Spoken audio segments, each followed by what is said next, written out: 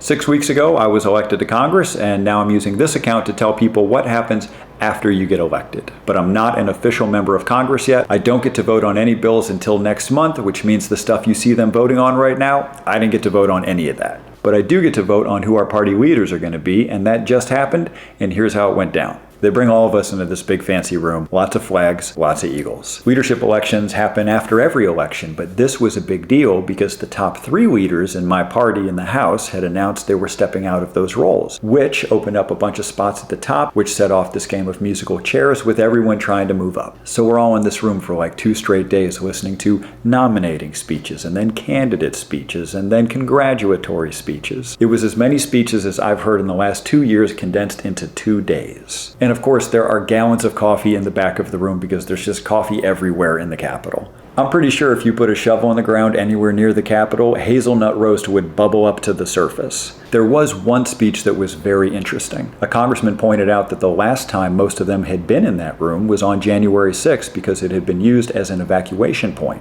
Why? Because it's a big room that can hold a lot of people and you can reach it through an underground tunnel. In between all those speeches, there were lots of breaks so that members could go back to their office and handle constituent work, but I don't really have constituent work yet, so I used those breaks to just knock on the doors of members of Congress I wanted to meet. Met with about 20 members from both parties, and one of those members gave me some good advice. He said after we were done with our leadership elections, I should request a meeting with the top 3 leaders, the new ones who just came in. And if he hadn't said that to me, it probably would not have occurred to me to do that. But I did. I took his advice. I put in the request to meet with the top 3 leaders who had just been elected the day after they were elected, and I didn't think they were going to meet with me. I thought maybe one of them would, but they all did. I was kind of amazed. So I met with each of them in their office one-on-one, and you know what they asked me for? Nothing. Not loyalty, not a contribution, nothing.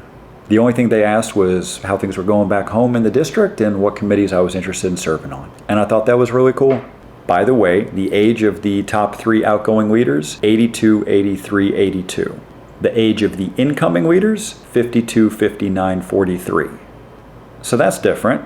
A lot of you have started following this account in the last few weeks, and I just want you to know, no matter what your politics are, I want this to be of service to you. I want this to be something that you can appreciate. Transparency is good. We need more of it. And I'll see you soon. Take care.